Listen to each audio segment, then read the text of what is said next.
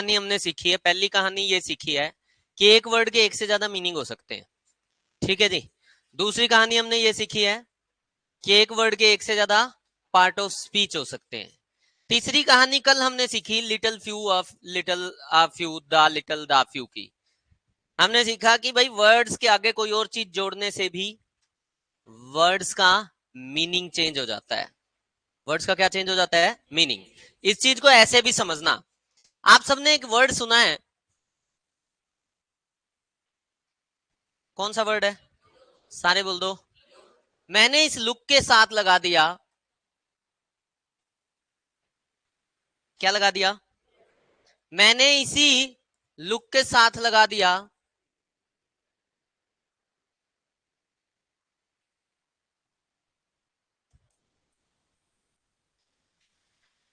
क्या चारों में सेम वर्ड लुक लिखा गया है? सेम स्पेलिंग लुक लिखा गया है? ठीक है, चारों में सेम स्पेलिंग सेम वर्ड लिखा गया है। मेरा क्वेश्चन आप सभी से, क्या चारों में लुक का मीनिंग सेम ही है ना? चारों में मीनिंग सेम नहीं है। पहला जो वर्ड लिखा है क्या लिखा है? इसका मतलब क्या है? इसका मतलब क्या है? देखना। क्या मतलब है? देखना। एक तो ना पुराने पापियों की चोंच बंद नहीं होती, पुराने पापियों चोंच बंद रखा करो। क्या वर्ड लिखा है बच्चों? इसका मीनिंग तुमने हमेशा से गलत सीखा है। ये पुराने पापी सारा सस्पेंस पहले ही खत्म कर देते हैं। लुक का मतलब सबको पता था, क्या क्या पता था? देखना। मैंने एक सेंटेंस लिख दिया,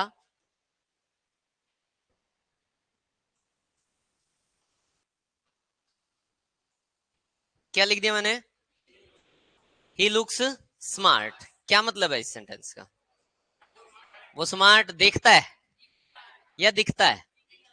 तो लुक का मतलब कभी भी देखना होता ही नहीं। लुक का मतलब हमेशा ही दिखना होता है।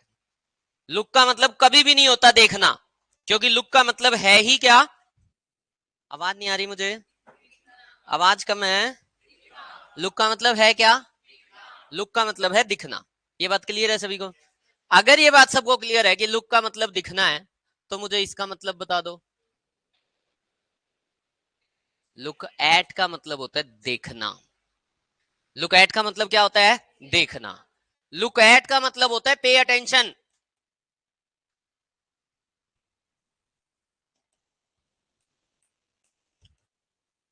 जब आपको क्लास में टीचर ने कहा कि look at the board, what does he want?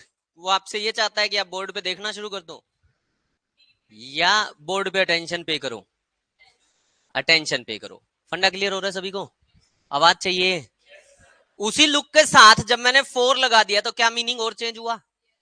क्या होता है लुक फोर? लुक फोर होता है बच्चों सर्च करना। लुक फोर क्या हो जाता है? सर्च करना। फिर मैंने लगा दिया लुक आफ्टर। लुक आफ्टर क्या हो जाता है? Take care.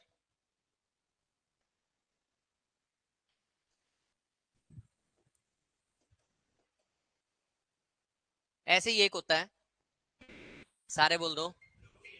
क्या होता है? एक हो जाता है जी लुक इनटू। अब ये जो लुक इनटू है, इसका इसका मीनिंग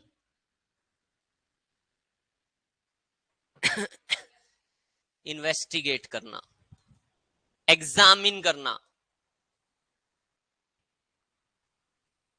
किसी चीज की इन्वेस्टिगेशंस करना या किसी चीज को एग्जामिन करना, उसको बोला जाता है लुक इनटू। आ रहा है सबको समझे? ठीक है। क्या लुक के साथ अलग वर्ड्स लिखने से लुक का मीनिंग चेंज हो रहा है? आवाज चाहिए। तो हमने पहले दिन कहानी क्या सीखी? हमने सीखा एक वर्ड के अपने ही एक से ज्यादा मीनिंग हो सकते हैं। एक वर्ड के अपने ही एक से ज्यादा मीनिंग हो सकते हैं। उसमें एक कहानी हमारी अभी बची हुई थी, मैंने एक सेंटेंस लिखा था, वो अभी तक हमारा डिस्कशन ही नहीं हुआ। अब पुराने पापी फिर से चोंच बंदी रखेंगे। ऐसा एक सेंटेंस लिखा गया था जो अभी तक डिस्कस नहीं हुआ। क्या सेंटेंस था? There was none but wept. ठीक है। मेरा क्वेश्चन आपसे, ये सेंटेंस सही लग रहा है गलत लग रहा है? सही है। सही कैसे है? किसी भी चीज को सही तब कहना है जब पता होगी क्या लॉजिक है, गलत भी तब कहना है जब पता होगी क्या लॉजिक है। हाँ, गलत कहते हुए हमें दिक्कत नहीं होती, लेकिन सही अगर किसी चीज को कह रहे हो तो मैं आपसे पूछूंगा फिर सही कैसे है। और सही किसी चीज को तभी कहना है जब उसकी सेंस समझ में आए। क्या समझ में आए? सेंस का मतलब मीनिंग। भाई कोई लैंग्वेज में कोई भी सेंटेंस आपके सामने लिखा गया है, अगर आपको उसका मीनिंग क्लियर है तो कहानी क्लियर है। अगर मीनिंग क्लियर नहीं है तो कहानी अभी बाकी है। ठीक है, तो मेरा क्वेश्चन आपसे सही है या गलत है, या सही लग रहा है?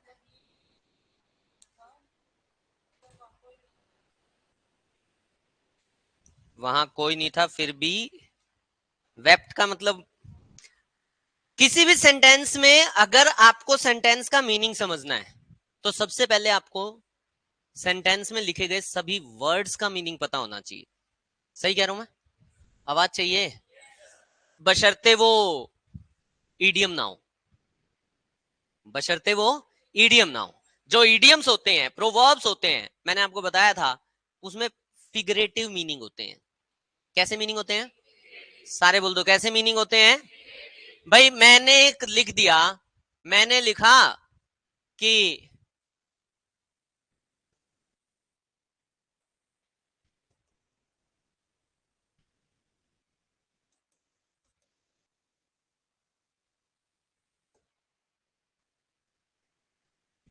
क्या लिख दिया मैंने? Let bygones be bygones. मैंने एक चीज ये लिख दी, मैंने दूसरी चीज लिख दी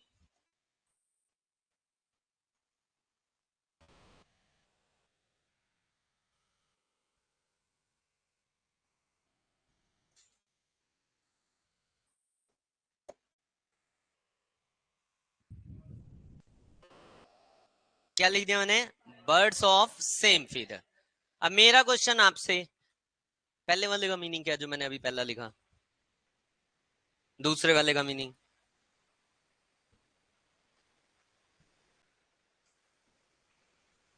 किसका पता है, पहले का या दूसरे का? किसको पता है दोनों का मीनिंग? ऐसे हाथ, ऐसे हाथ, किसको दोनों का मीनिंग पता है? किसको दो में से एक का मीनिंग पता है? ठीक है, अब यहां पे पता है क्या है, यहां पे इन दोनों सेंटेंसेस में, मतलब दोनों सेंटेंसेस बोल रहा हूं, सॉरी, दोनों फ्रेजेस में कहानी क्या है? कहानी ये है कि यहां पे वो मीनिंग आना ही नहीं जो इन वर्ड्स का मीनिंग है। यहां पे क्या लिखा? बर्ड्स। बर्ड्स का मीनिंग सबको पता है, सेम का मीनिंग सबको पता है। ये क्या लिखा है? फीदर क्या होता है? पंख। तो सेम पंख के पक्षी। लेकिन इसका मीनिंग ऐसा नहीं है। इसका मीनिंग है एक ही थाली के चट्टे बट्टे। Birds of same feather means चोर चोर मुसेरे भाई।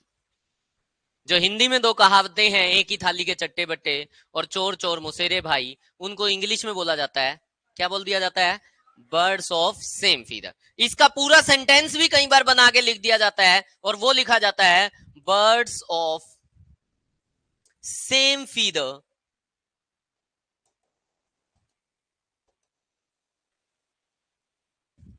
Flock together.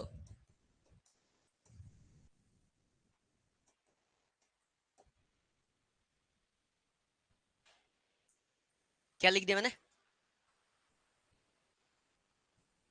क्या लिखा मैंने? Birds of same feather flock together. इस बात का मतलब है कि जो सेम नेचर के लोग होते हैं ना, वो हमेशा साथ में मिलते हैं। ऐसा तुमने आज से पहले तुम कभी भी कहीं भी क्लासेस में पढ़ के आए हो, हमेशा देखा होगा क्लास के अंदर एक चुंबक होती है। वो चुंबक क्या काम करती है? एक ही नेचर के जो लोग होते हैं ना, उनको इकट्ठा करती चली जाती है। पहले दिन आप क्लास में घुसे, पता ही नहीं कहीं पे भी जाके बैठ जाते हो, जहां जगह मिलती है वहां बैठ जाते हो।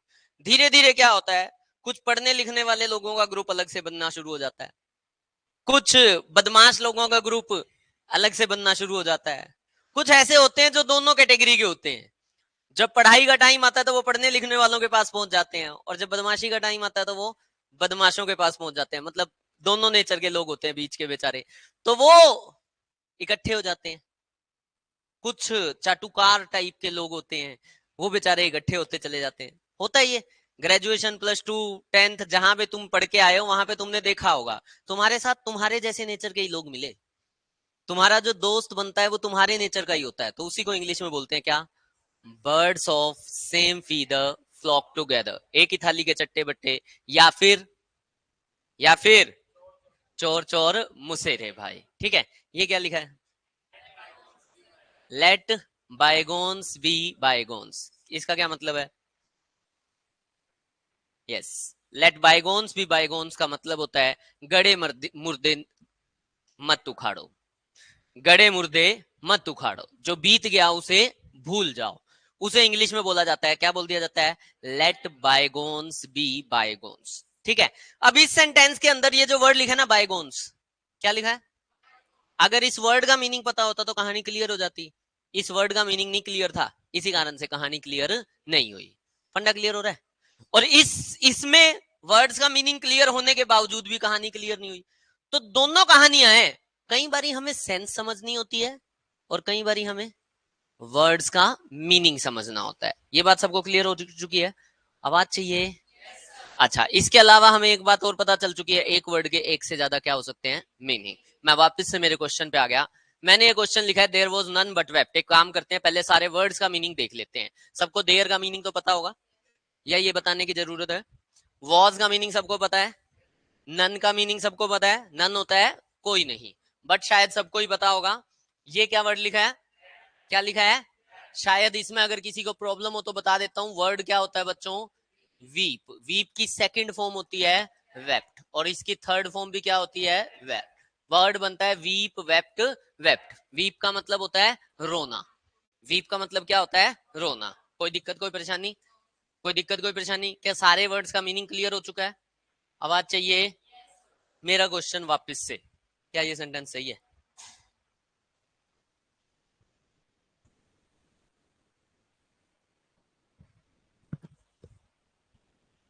क्या ये सेंटेंस सही है? क्या मीनिंग है?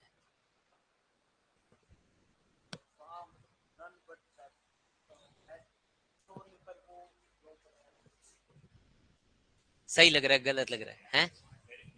नहीं मतलब सेंटेंस देख के मीनिंग अब तो क्लियर हो जाना चाहिए ना, क्या मीनिंग है? आइडिया? वहां पे कुछ नहीं। सही या गलत का डिसीजन मैं दे देता हूं, सेंटेंस बिल्कुल सही है, सेंटेंस बिल्कुल सही है। लो जी, ये मैंने बता दिया तुम्हें, तुम्हारी हेल्प कर दी कि सेंटेंस बिल्कुल सही है। अब तुम मेरी हेल्प करो इस सेंटेंस का मीनिंग बताने में, ठीक है? जिससे पूछता जाऊं वो बताता जाएगा, जिसको लगे कि मेरे को पता लग गया वो मेरे को ऐसे हाथ कर देना। हाँ जी, आप बताओ।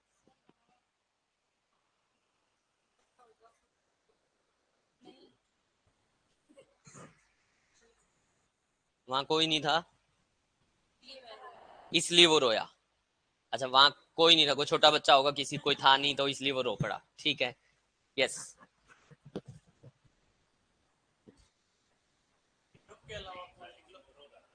वहां पर कोई नहीं था लेकिन वो रो रहा था।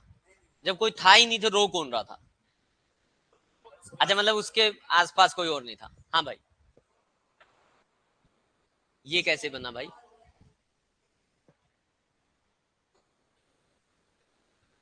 आएगा।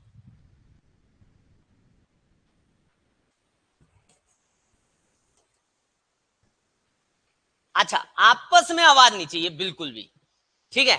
जिसको लग जाए मुझे पता लग गया बस ऐसे हाथ, मैं पास आ जाऊंगा, क्योंकि सबने अपना ही माइंड लगाना है। पड़ोसी का माइंड लगाओगे वो पड़ोसी के साथ उसके एग्जाम में चला जाएगा। तुम्हारे एग्जाम में पड़ोसी का माइंड नहीं जाना, तुम्हारे एग्जाम में तुम्हारा ही माइंड जाना है, ठीक है?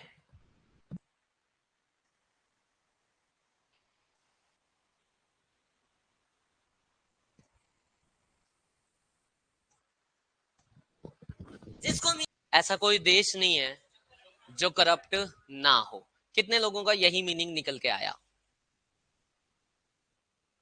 More than 50% of the class. ठीक है, क्या मैंने आपको कुछ बताया था पहले वाले सेंटेंस को लेके, लेकिन सेकंड सेंटेंस आप खुद सोच पाए? कारण पता क्या था? पहले वाले सेंटेंस में तुम सिर्फ बट पे ना लेकिन पे जुटे हुए थे, किस पे जुटे हुए थे? बट का मीनिंग निकाल रहे थे तुम, लेकिन बट का मीनिंग लेकिन है ही नहीं यहाँ पे। यहाँ बट का मीनिंग कुछ और है, पहले इसको देखते हैं। इस सेंटेंस का मतलब है ऐसा कोई देश नहीं है जो करप्ट ना हो। सेंटेंस कह रहा है देयर इज नो कंट्री, ऐसा कोई देश नहीं है करप्ट, जो करप्ट ना हो। जो नहीं कहां लिखा हुआ है? ये रहा जो नहीं। ये क्या है? आवाज चाहिए, आवाज नहीं आ रही मुझे। बट का मतलब है जो नहीं। बट का मतलब क्या है? आवाज कम है। बट का मतलब है जो नहीं। जो नहीं को इंग्लिश में बोलूंगा तो बोल दूंगा दैट नॉट। क्या बोल दूंगा? That not. या इसी को बोल सकता हूं विच नॉट। क्या बोल सकता हूं? Which not. या इसी को बोल सकता हूं हु नॉट। चीजों के अकॉर्डिंग हो जाएगा, वो तो बंदा है तो हु नॉट हो जाएगा, चीजें हैं तो दैट नॉट या विच नॉट हो जाएगा। आ रहा है या जा रहा है? सारे बोल दो, आ रहा है या जा रहा है? आ रहा है सभी को? बट का सेकंड मीनिंग पता लगा। बट का एक मीनिंग सबको पता है, सारे बोल दो। क्या मीनिंग है? ले, लेकिन किंतु परंतु पता ही है। सेकंड मीनिंग क्या है? That not, which not, who not. सारे नहीं बोल रहे। बट का सेकंड मीनिंग क्या है?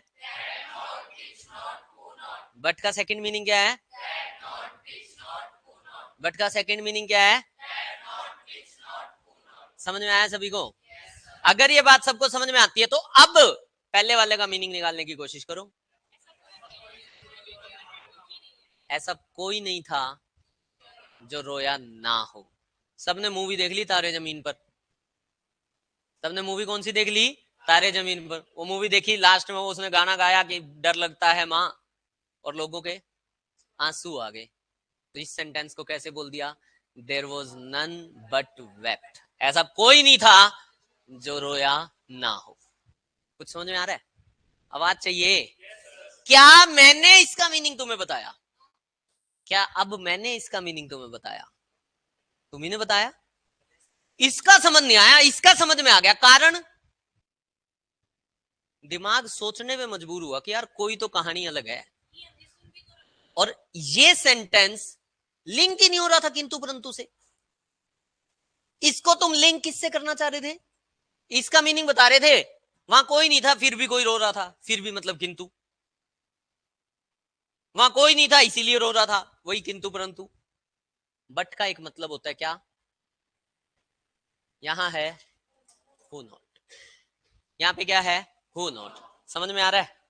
आवाज चाहिए, आवाज चाहिए। पिछले 4 दिन से एक ही कहानी गा रहा हूं, आपके दिमाग में भरना चाहता हूं मैं ये बात।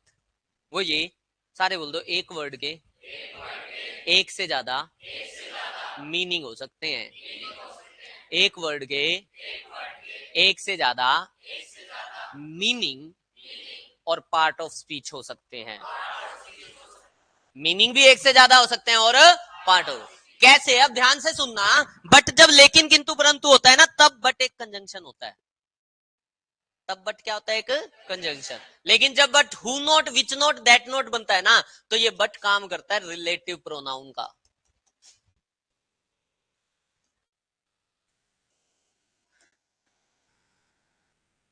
बट किसका काम करने लग जाता है? सारे बोल दो, बट किसका काम करने लग जाता है? Relative pronoun. समझ में आ रही है मेरी बात? आवाज चाहिए, आवाज चाहिए। समझ में आ रहा है सभी को? ठीक है। अभी यहाँ पे जो बट था ये रिलेटिव प्रोनाउन था, ये जो बट था ये भी रिलेटिव प्रोनाउन था। एक सेंटेंस और लिख लो फटाफट से। मैंने लिख दिया,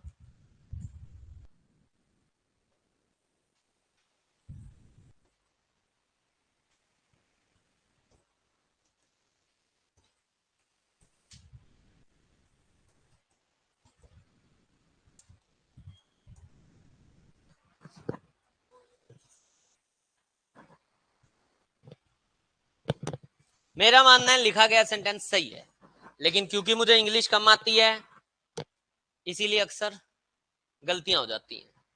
जब भी मैं बोर्ड पे सेंटेंस लिखता हूं मुझसे गलती होती है। तो तुम्हारा काम हमेशा ये भी है कि तुम्हें गलती भी ढूंढनी है। गलत है सेंटेंस? आता हूं, तुम्हारे पास भी आता हूं। लकी गलत है या सही है? वेंट आएगा, बिल्कुल गलत जवाब। और कौन था इसको गलत कहने वाला? हैव लगाने से सही हो जाएगा पक्का? श्योर? बिल्कुल गलत जवाब। हैव आएगा फिर ठीक हो जाएगा, बिल्कुल गलत जवाब। और कौन रह गया? ऋषि, हैव आने से ठीक हो जाएगा? फिर भी गलती रह जाएगी क्या? दो गलतियां इस सेंटेंस में। पहली गलती, शी की जगह हर आएगा, पहली गलती। और फिर दूसरी गलती, हैज की जगह हैव आएगा। इस सेंटेंस में दो गलतियां हैं। ठीक है, अब क्वेश्चन उठता है जी ऐसा क्यों हो रहा है? क्वेश्चन उठता है ऐसा क्यों हो रहा है? ये क्या लिखा है बच्चों? क्या लिखा है? यहां बट का मतलब लेकिन किंतु परंतु नहीं है। यहां बट का मतलब which not, that not, who not भी नहीं है। यहां बट का मतलब है,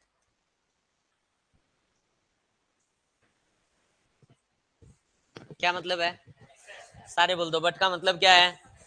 क्या बट ऐसा वर्ड है जो जिंदगी में कई बार सुना, देखा, बोला, पढ़ा, लेकिन बट के मीनिंग ही नहीं पता?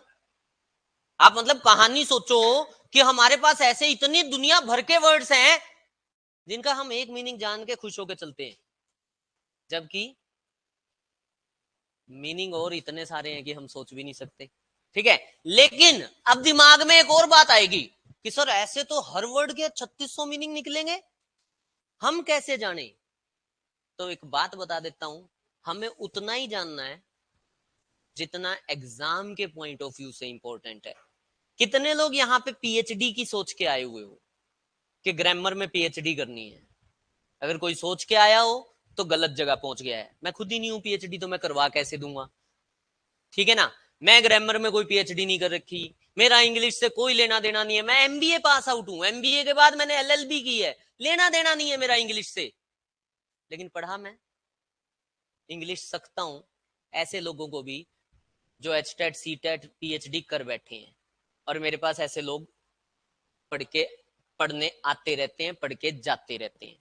ठीक है, अभी मेरा शाम का बैच मैंने बंद कर दिया, नहीं तो मेरा शाम का जो बैच होता था उसमें मैक्सिमम स्कूल्स के टीचर्स होते थे। आपके हिसार के अड़ोस पड़ोस का कोई ऐसा स्कूल नहीं है जिसका टीचर मुझसे पढ़ के ना गया हो, जिसको पता लग गया हो भाई इंग्लिश सीखनी है तो वहां पहुंच जाओ। तो ऐसा कोई टीचर नहीं है जो पढ़ के ना गया हो। ठीक है जी, तो कहानी ये है, मेरा इंग्लिश से लेना देना नहीं था, लेकिन इंग्लिश ने मुझे धक्का मारा। और जब इंग्लिश ने मुझे धक्का मारा ना, तो मैंने चैलेंज एक्सेप्ट किया, ऐसे कैसे धक्का मार दिया। और फिर मैंने इंग्लिश को इतना तगड़ा धक्का मार दिया कि लोग जो ऑलरेडी 16-16, 17-17 साल से इंग्लिश पढ़ा रहे होते हैं, उनको भी बेचारों को मेरे पास पढ़ने आना पड़ जाता है। तो मेरा इंग्लिश से कोई लेना देना नहीं है, लेकिन फिर भी इंग्लिश थोड़ी मोटी आती है। तो वापिस आ जाओ, अभी तक बट का मीनिंग जो था ना, नहीं क्लियर था। आज एक काम करना है तुमने सबने, क्या पता मैं झूठ बोल रहा हूं तुमसे इतनी देर होगी, ऐसा भी तो पॉसिबल है ना, मैं अपनी तरफ से कुछ भी बनाए जा रहा हूं। अब सुन लो, बट के 5 मीनिंग है। कितने मीनिंग है? कितने मीनिंग है? कितने मीनिंग पढ़ लिए अभी? कितने पढ़ लिए? 2 मुझे नहीं आते, 2 मुझे नहीं आते। जो मुझे नहीं आता उस पर तुम्हें क्या करना पड़ेगा? गूगल सर्च करनी पड़ेगी। सुन लो कहां से सर्च करनी है, तुम्हें पूरा सोर्स दूंगा। क्या करना है, तुमने गूगल पे लिखना है यही बस। क्या लिखोगे? बट मीनिंग, पहले गूगल पे लिखोगे। गूगल पे नीचे कई सारे ऑप्शंस खुलते हैं, उसमें एक डिक्शनरी खुलेगी कैम्ब्रिज। कौन सी डिक्शनरी खुलेगी? कैम्ब्रिज। कभी भी किसी भी चीज को, किसी बुक पे भी कभी भी डाउट हो जाए ना, मेरे पे डाउट तो छोड़ो, किसी बुक पे भी डाउट हो जाए, मेरे पे तो तुम धीरे धीरे डाउट करना बंद कर जाओगे। अगर अभी होता, वैसे तो भी होता नहीं, मैं जानबूझ के तुमसे करवाता हूं कि यार तुम मेरे पे डाउट करो। मैं जानबूझ के, तुम्हें कल भी बोला मैंने कि तुम जांच करो, मैं आज भी बोल रहा हूं तुम जांच करो। क्यों बोल रहा हूं? पहले पक्के हो जाओ कि जो मैं बता रहा हूं वो सही है। फिर जब पक्के हो जाओगे ना, फिर तुम हिलोगे नहीं, फिर तुम मानोगे। अभी तो क्या है, अभी तो नए नए हो, 4 दिन जुम्मा जुम्मा आते हुए हैं, तो 4 दिन में तो ये लगता है यार पता नहीं सही भी चल रहा है या नहीं चल रहा। वैसे तो मैं इन चीजों को प्रूव कर चुका हूं पिछले कई सालों में रिजल्ट्स दे दे के। और दूसरा प्रूफ मैं करता हूं जब एडिटोरियल्स पढ़ाता हूं वहां पे। और तीसरा प्रूफ मैं तुम्हें खुद कहता हूं कि जाके देख के आओ। तो बट के 5 मीनिंग है। 3 मीनिंग मैंने बता दिए। 3 मीनिंग बता दिए। पहला, बट क्या काम करता है? सारे नहीं बोल रहे, आवाज नहीं आ रही। जब कंजंक्शन होता है तो क्या करता है ये? लेकिन, यानी कि कॉन्ट्रास्ट बताता है। जब बट कंजंक्शन है तो क्या करता है? कॉन्ट्रास्ट बताता है। ठीक है। बट का दूसरा मीनिंग क्या बताया मैंने? क्या काम करता है ये जब दूसरा मीनिंग है तो? Relative pronoun. और मीनिंग क्या बनता है? Who not. आवाज क्यों नहीं आ रही तुम्हारी? मुश्किल बातें बता रहा हूं क्या? एक ही बात बता रहा हूं 3 दिन से। और वो एक बात ये है, सारे बोल दो, एक वर्ड के एक से ज्यादा मीनिंग और पार्ट ऑफ स्पीच हो सकते हैं। दोबारा, एक वर्ड के एक से ज्यादा मीनिंग और पार्ट ऑफ स्पीच हो सकते हैं। पहला, बट का मीनिंग मतलब बट का usage as a conjunction. Conjunction तो हो गया पार्ट ऑफ स्पीच, और जब कंजंक्शन है तो मीनिंग कॉन्ट्रास्ट बताएगा। बट का दूसरा पार्ट ऑफ स्पीच क्या बताएगा? Who not, which not, that not. समझ में आ रहा है सभी को? आवाज चाहिए। अगर ये बात सबको समझ में आ रही है तो बट का तीसरा मीनिंग अभी सुन लो। बट तीसरे मीनिंग में यूज होता है एज अ प्रीपोजिशन।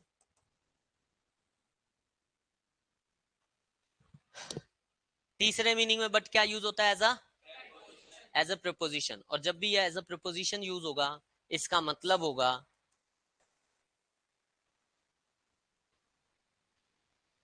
क्या है? क्या है? समझ में आ रहा है? आवाज चाहिए। बट के 2 मीनिंग हो रहे हैं। बट के 2 मीनिंग हो रहे हैं। वो तुम्हारा होमवर्क है। वो होमवर्क इसलिए है कि पहले तो ये 3 मीनिंग कंफर्म हो जाएंगे कि जो मैंने बताए हैं वो सही बताए हैं। कभी ऐसा तो नो गलत बता दिया हो सकता है मैं ही गलत बता रहा हूं। ठीक है, तो वो क्लियर हो जाएगा। एक सेंटेंस और देख लो बट को एज अ प्रेपोजिशन। मैंने एक सेंटेंस और लिख दिया।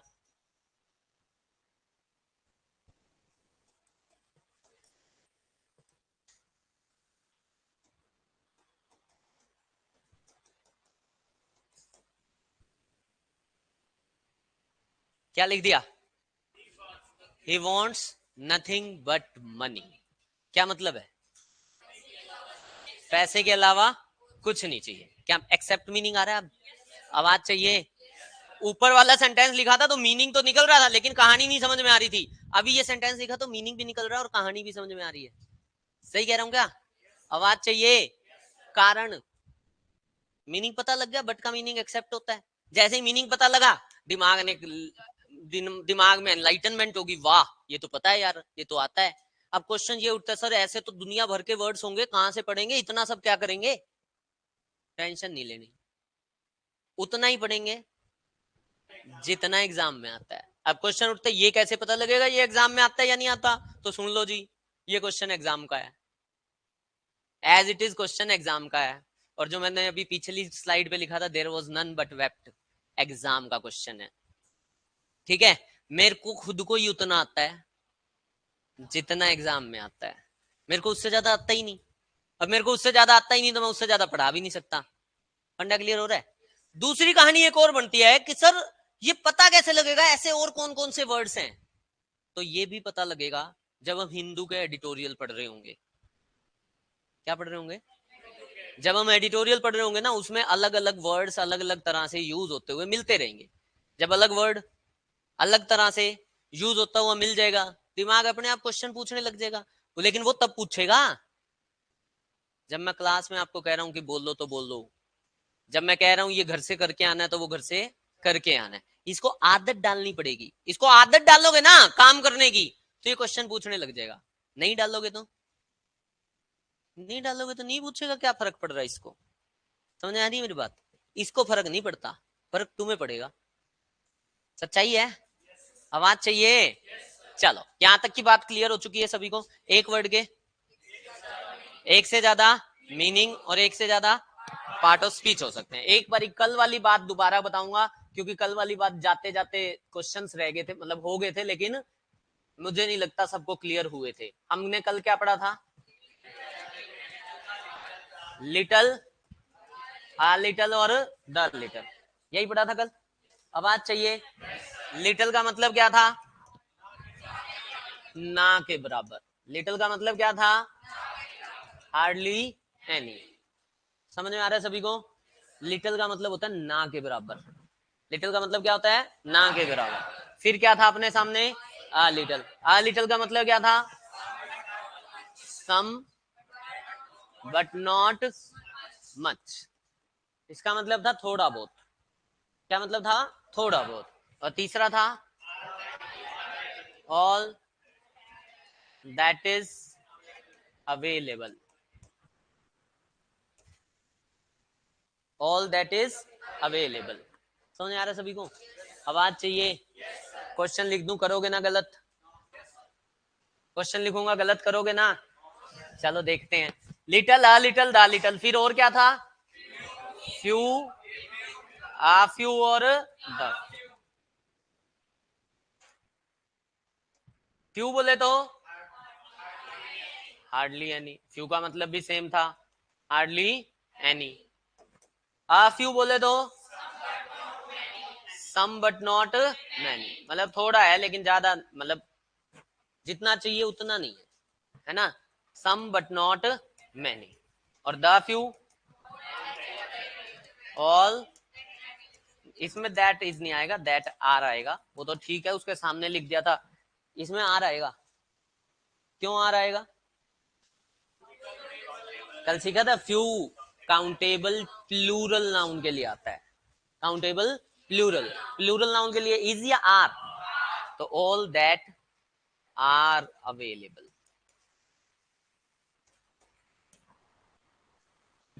आ रहा है या जा रहा है? सारे बोल दो, आ रहा है या जा रहा है? आ रहा है सभी को? लिटिल बोले तो, फ्यू बोले तो,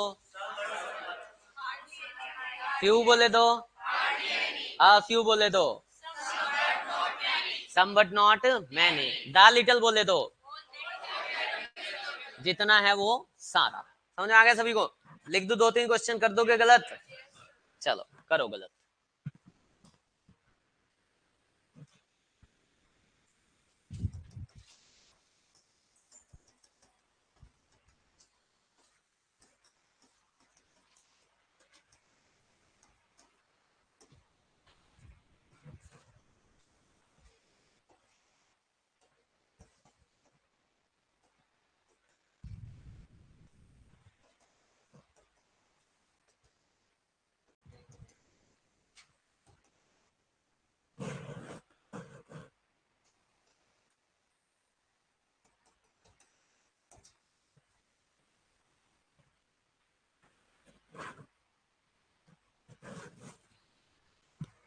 नॉलेज तो फिर से कल वाला है, अनकाउंटेबल है, पता है सबको? आवाज चाहिए। ये क्या लिखा है? काउंटेबल या अनकाउंटेबल? काउंटेबल या अनकाउंटेबल? सबसे पहली फाइट तो इसी पे है अपनी, काउंटेबल है या अनकाउंटेबल। कितने लोगों को पता है ये अनकाउंटेबल है? ऐसे हाथ। जिन लोगों को पता है ये अनकाउंटेबल, शाबाश। ऐसे हाथ। इन सब लोगों को गलत पता है। अंग्रेजों, जिस वर्ड का प्लूरल बनता है, मैंने कल भी बताया था, मेरी एक एक बात में दम होता है। मैंने अगर कोई बात बोली है तो मैं एवं ही कुछ भी नहीं बोलता। मैं तुम्हें साफ बता दूं, भी मैं मोदी के खिलाफ भी बोलता हूं तो एवं ही नहीं बोलता। ठीक है? मैं किसी का फेवर करूंगा तो एवं ही नहीं करूंगा, और किसी के खिलाफ बोलूंगा तो एवं ही नहीं। हर बात के पीछे लॉजिक होता है, और कल मैंने लॉजिकल बात बताई थी आप सबको। बोलो, अगर किसी नाउन का प्लूरल बनता है तो वो हमेशा काउंटेबल नाउन होता है। सारे बोल दो, अगर किसी नाउन का, अगर किसी नाउन का प्लूरल बनता है तो वो हमेशा, वो कैसा नाउन होता है? हमेशा काउंटेबल। ये बात समझ आ रही है? इस बात को ऐसे समझना, वाटर का प्लूरल बनता है? वाटर्स होता तो है वाटर्स। आज 3 वाटर्स पी के आया मैं, सही नहीं है क्या? चाय का प्लूरल मतलब टी का प्लूरल, आई नीड 3 टीज, होता है क्या? क्यों 3 कॉफीज तो बोलते हैं? 3 कप्स ऑफ कॉफी, क्या होता है? 3 कप्स ऑफ कॉफी। कॉफी का प्लूरल, क्योंकि कॉफी अनकाउंटेबल है। जिस भी नाउन का प्लूरल बनता है, सारे बोल दो, जिस भी नाउन का प्लूरल बनता है वो हमेशा काउंटेबल होता है, क्योंकि अनकाउंटेबल का कभी प्लूरल नहीं बनता। सारे बोल दो, अनकाउंटेबल नाउन का, आवाज चाहिए, अनकाउंटेबल नाउन का। अब ये याद करने वाली बात नहीं है, ये लॉजिक है, तुम यूज करते हो अपनी रियल लाइफ में। कभी यूं नहीं कहते मेरी एक बाल्टी के अंदर बहुत सारे पानियों है, एक बाल्टी में थोड़ा सा पानियों है, या पानी है। समझ में आ रही है मेरी बात? आवाज चाहिए, फंडा क्लियर हो रहा है? तो क्या कहानी क्लियर होगी? बोलो, अनकाउंटेबल नाउन का कभी भी प्लूरल नहीं बनता। क्या इसने प्लूरल लिख के दे रखा है? आवाज चाहिए। जिस चीज को उसने खुद ही प्लूरल लिख के दे दिया, तुमने ज्यादा दिमाग नहीं लगाना कि कैसे काउंट करेंगे और कैसे नहीं करेंगे।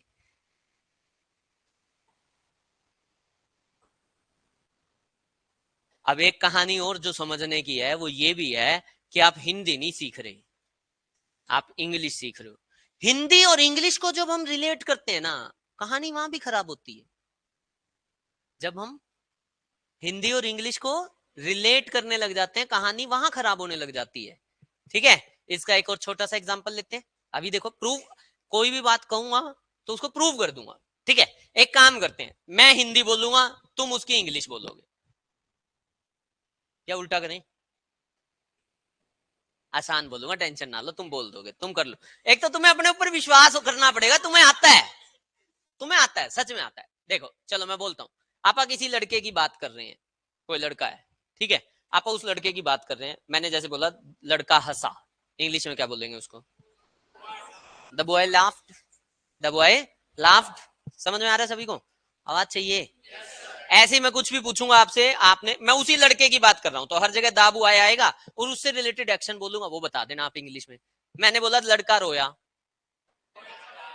द बॉय क्राइड या वेप्ट, कुछ भी लगा सकते हो, दोनों ठीक है। ठीक है, अब रैपिड फायर, ये दो तो एग्जांपल थे, अब थोड़ा सा फास्ट।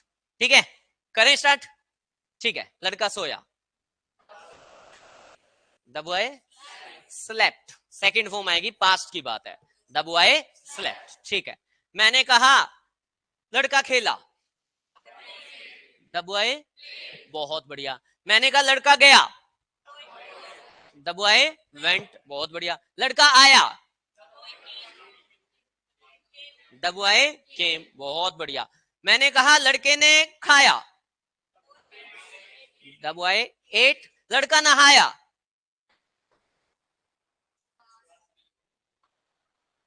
अटक गए तुम लोग, the boy, the boy took a bath, the boy took a bath. ठीक है, bath is not a verb, bath is a noun, तो आपको वर्ब लेके आनी पड़ी, और वर्ब क्या लेके आए तुम? टुक। समझ आ रही है मेरी बात? आवाज चाहिए, कर पा रहे हो ना? ठीक है, एक लड़का था,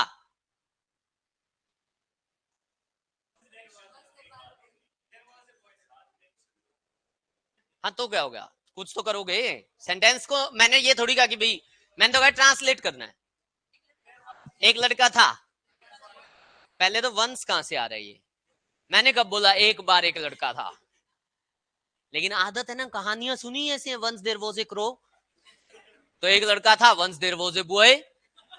भाई वंस कहां से आया? मैंने कहा एक लड़का था, देयर वाज अ, समझ आ रही है मेरी बात? समझ आ रही है मेरी बात? ठीक है, तो अगर जतिन बेथड होगा, बेथड, द बॉय बेथड, हाँ जी। अगर मैंने बोला लड़का हंसा, तो तुमने कहा द बॉय लाफ्ड। मैंने कहा रोया, तुमने कहा द बॉय वेप्ट। मैंने कहा खेला, द बॉय प्लेड। खाया, द बॉय एट। कुछ भी किया, द बॉय के बाद लगा रहे हो। यहां तुमने कह दिया जी देयर वॉज ए बॉय, इसको भी बोलते ना द बॉय वॉज। सही तो है, द बॉय वॉज, लड़का था। अच्छा एक बोला सॉरी, तो ए बॉय वॉज, हिंदी से इंग्लिश ही तो कर रहे हैं, कर दो। ए बॉय वॉज, वो 5 स्टार होटल में एक दिन एक बंदा चला गया, बेचारे को इंग्लिश आती नहीं थी, वेटर आके पूछता है sir would you like to have anything. अब वो बेचारा फंस गया, वो कहूं तो कहूं क्या, वो कहता है वाटर इज, क्या कहता है, वाटर इज। वेटर भी समझ गया, कहता है इज। ठीक है, पिया पानी, पी के पानी अगला पार, तो ए बॉय वॉज। सही नहीं है क्या?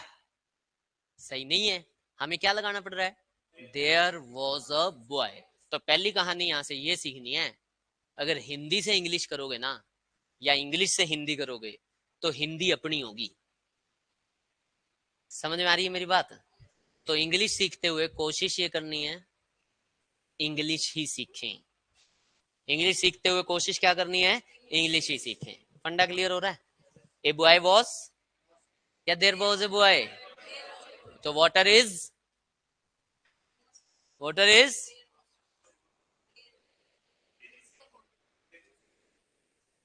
There is water. पूछ रहा है इज देयर वाटर, क्या बोलेगा, इज देयर वाटर या डू यू हैव वाटर, वो ये नहीं बोलेगा वाटर इज। समझ में आ रहा है सभी को? ठीक है चलो, तो इंजरीज को खुद लिख रहा है वो, इंजरी एक वर्ड है, इंजरी से वो क्या लिख के दे रहा है, इंजरीज। और जब इंजरीज लिख के दे रहा है तो वो प्लूरल बना के दे रहा है, प्लूरल बना के दे रहा है, तो समझ में आ गया सभी को? आवाज चाहिए? अगर ये बात सबको समझ में आ गई तो फटाफट से इन दोनों क्वेश्चन के फिर से आंसर सोच लो। पहले वाले में हाँ जी, अब कहानी समझो। कह रहे डैश नॉलेज इज डेंजरस, जितनी नॉलेज है वो सारी डेंजरस है। हाँ, जितनी नॉलेज है वो सारी डेंजरस ही तो होती है। अब मेरे पास जितनी नॉलेज होगी वो डेंजरस हो चुकी है, हैं? और तुम्हारे पास जितनी नॉलेज है वो डेंजरस हो चुकी है, उठा के बाहर पटक के आनी पड़ेगी नॉलेज, ऐसा क्या? तो दा लिटल का तो गेम खत्म यार। ठीक है, बचा लिटल या फिर ए लिटल। ना के बराबर नॉलेज होना डेंजरस होता है। हाँ, जब नॉलेज है, लिटिल का मतलब है ना के बराबर है, मतलब है ही नहीं। जब है ही नहीं तो डेंजरस नहीं है, जब होनी जितनी चाहिए उससे कम है, यानी कि थोड़ी है, तो डेंजरस है। मेरे को गाड़ी चलानी ही नहीं आती, मेरे को गाड़ी चलानी ही नहीं आती, तो मैं क्या करूंगा, तो मैं बैठूंगा ही नहीं ना। हाँ ठीक है, वैसे तो टपक गएगा जल्दी ना। नीम हकीम खतरा है जान, उसी को इंग्लिश में बोला जाता है।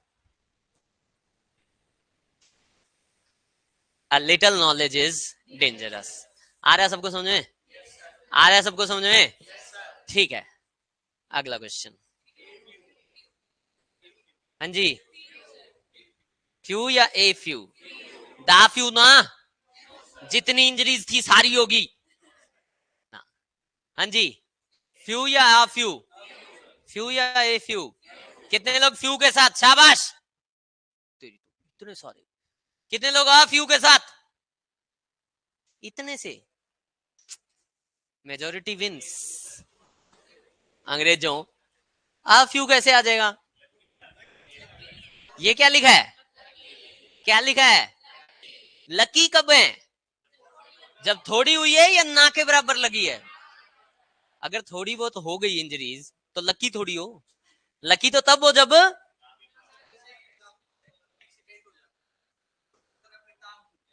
हाँ हाँ, वो कहानी,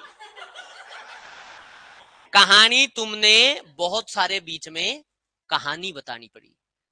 यहां पे सेंटेंस में कोई कहानी है, चोट कहां लगी कहां नहीं लगी, कुछ है ऐसा? नहीं। मैं अभी डिपेंड कर रहा है किस चीज से कंपेयर, मेरी ना ये उंगली पे परसों चोट लगी है सुबह सुबह। परसों मैं नहाने घुस रहा था, नहीं सब्जी नहीं काट रहा था सब्जी काटते हुए मैं आजकल समझदार हो चुका हूँ, 10 साल हो गए काटते हुए, ठीक है।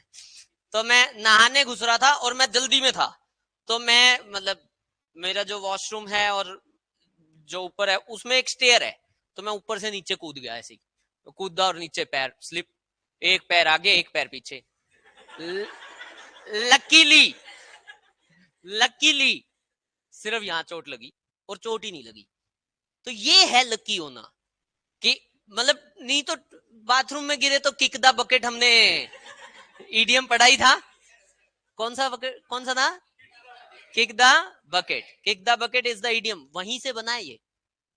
किक द बकेट वहीं से बना है कि नहाते नहाते बकेट को किक किया और टपक गया, ठीक है। तो इसको बोलते हैं, क्या बोलते हैं? Luckily there were few injuries. समझ में आ रहा है सभी को? आवाज चाहिए? फंडा क्लियर हुआ?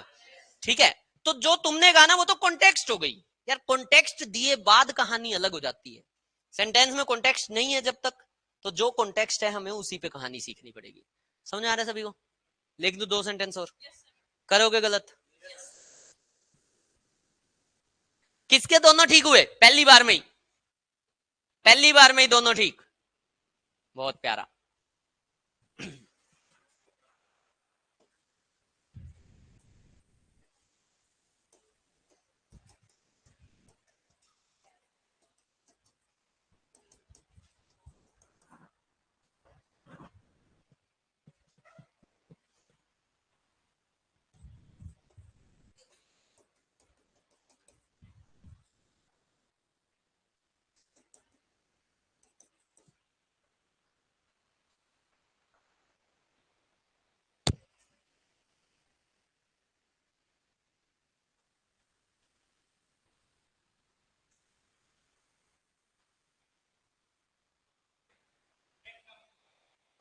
ग्रेन मतलब ग्रेन, अनाज।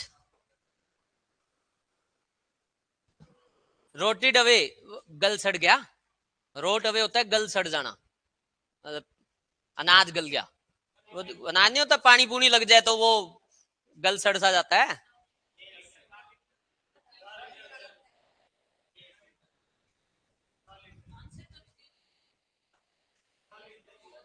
हाँ जी, सोच के जवाब दो, सोच के।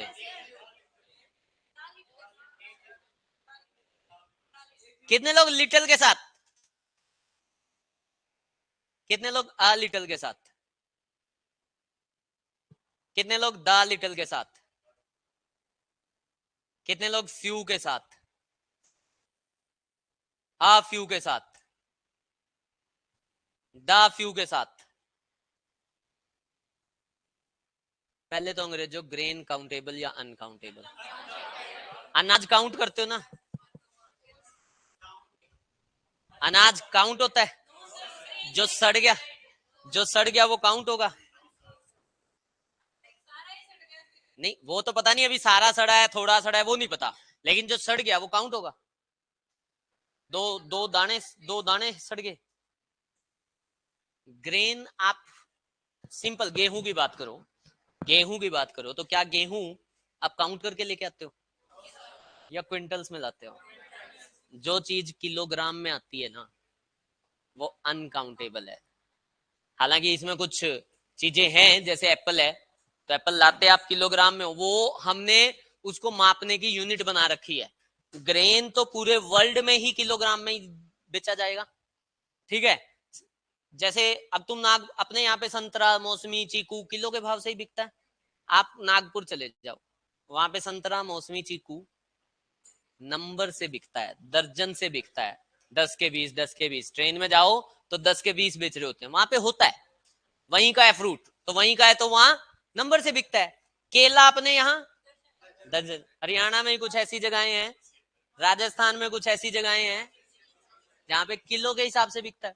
तो वो तो हमने बना ली, लेकिन क्या शुगर है, राइस है, ग्रेन है, इसको आप काउंट करके कहीं लाते हो? चाइना में तो काउंट ही करते होंगे, बंदे ज्यादा हैं वो लोग, तो खैर अब तो आपा ज्यादा हो गए। हाँ जी, काउंट करते हो ग्रेन को? तो ग्रेन इज अनकाउंटेड। तो सबसे पहली कहानी लिटिल और फ्यू में यही ध्यान रखनी है कि वो काउंटेबल है या अनकाउंटेबल। ग्रेन क्या है? अनकाउंटेबल। अगर ग्रेन अनकाउंटेबल है तो या तो मतलब फ्यू की तो फॉर्म्स खत्म होगी, बचा क्या? लिटिल, लिटिल, आ लिटिल या द लिटिल। कितने लोग लिटिल के साथ? साथ छोड़ के काफी लोग थे साथ। आ लिटिल के साथ, द लिटिल के साथ। अच्छा जी, इतने सारे लोग जब द लिटिल के साथ हैं तो साथ उन्हीं का देना पड़ेगा भाई। आज की कल तो सरकारी मेजॉरिटी से बनती है। सेंटेंस में साफ लिखा हुआ है। क्या लिखा हुआ है? क्या लिखा हुआ है? ध्यान से सुनना और समझना। जब भी किसी सेंटेंस में दा लिटिल या दा फ्यू आएगा ना, जिस चीज के लिए दा लिटिल या दा फ्यू आ रहा है उसके बारे में एक इंफॉर्मेशन पक्का होगी। कल वाला सेंटेंस निकालना जिसमें दा लिटिल और दा फ्यू था। The little money I had. क्या लिखा? The little money I. क्या मनी के बारे में एक एक्स्ट्रा इंफॉर्मेशन है? कौन सी मनी? जो मेरे पास थी। द फ्यू वाला निकालना।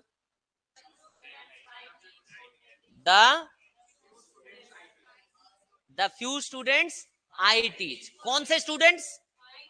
जो मैं पढ़ाता हूं। The few students I teach.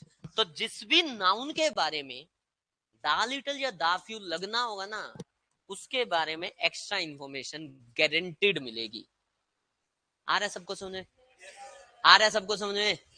ठीक है, तो अगर ये बात सबको समझ में आती है तो the little grain that we had rotted away का मतलब है जितना ग्रेन था सारा का सारा सड़ गया।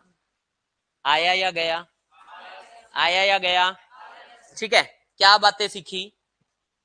एक सेंटेंस में एक वर्ड के एक से ज्यादा मीनिंग और एक से ज्यादा पार्ट ऑफ स्पीच हो जाते हैं। इवन वर्ड्स के साथ सिर्फ स्पेलिंग में थोड़ा सा चेंज करने से भी मीनिंग चेंज हो जाता है। वाटर से क्या बना दिया? ये वर्ड सबने सुना है?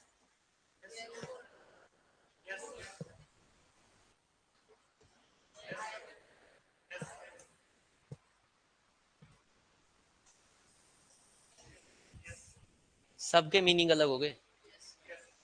सबके मीनिंग अलग हो गए। वाटर्स का मतलब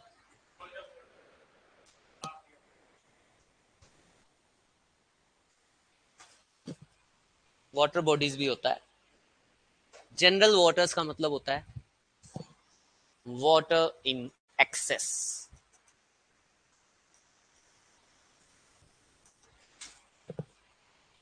जनरल वाटर्स का मतलब क्या होता है? Water in excess. जैसे एक गिलास में पानी है, वो तो थोड़ा सा ही है, बोतल का पानी हो जाएगा वाटर्स।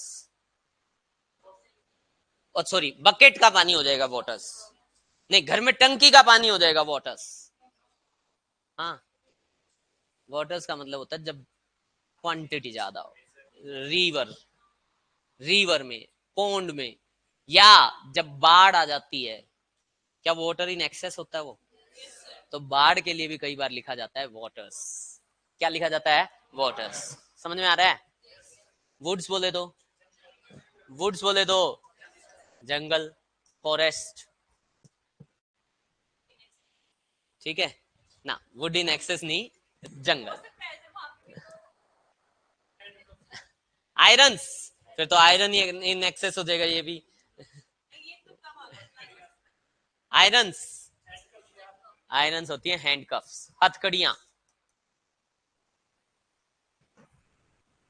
जो हैंड में कफ की जगह पे बांधी जाती हैं, उसको बोलते हैं हैंडकफ्स। फिर है सैंड्स। सैंड्स बोले तो डेजर्ट। क्या होता है? डेजर्ट। अभी ये डेजर्ट की स्पेलिंग थोड़ी सी चेंज कर दूं तो कहानी और बन जाएगी। ये क्या वर्ड लिखा? ये लिखा डेजर्ट, और ये भी, ये क्या है? सारे बोल दो, सारे बोल दो। It's desert. क्या है ये? दोबारा बोलो, दोबारा बोलो। ये क्या है? ये क्या है? और ये क्या है? ये और ये डिजर्ट बोले तो स्वीट डिश। डिजर्ट बोले तो स्वीट डिश। फंडा क्लियर हो रहा है? एक वर्ड के एक से ज्यादा मीनिंग और एक से ज्यादा पार्ट ऑफ स्पीच हो सकते। समझ आ गई? ये कहानी अब क्लियर हो चुकी है। अब वापस सेंटेंसेस पे मूव करेंगे। जो हमारी नेक्स्ट क्लास होने वाली है उसमें हम सेंटेंसेस पे मूव करेंगे। ठीक है, हम ये जानने की कोशिश करेंगे। अभी तक तो ये क्लियर हो गया कि वर्ड्स क्या होते हैं, फिर ये भी क्लियर हो गया वर्ड्स के एक से ज्यादा मीनिंग हो सकते हैं, ये भी क्लियर है कि वर्ड्स के एक से ज्यादा पार्ट ऑफ स्पीच हो सकते हैं, ये भी पता है पार्ट ऑफ स्पीच क्या होते हैं। अब जानना है ये वर्ड्स से बनते क्या हैं। ये वर्ड्स से बनते हैं सेंटेंसेस, और जो सेंटेंसेस बनते हैं उनमें इन वर्ड्स का अलग अलग रोल होता है। वो अलग अलग रोल क्या होता है वो जानने और सीखने की कोशिश करेंगे अगले एपिसोड में। ठीक है जी।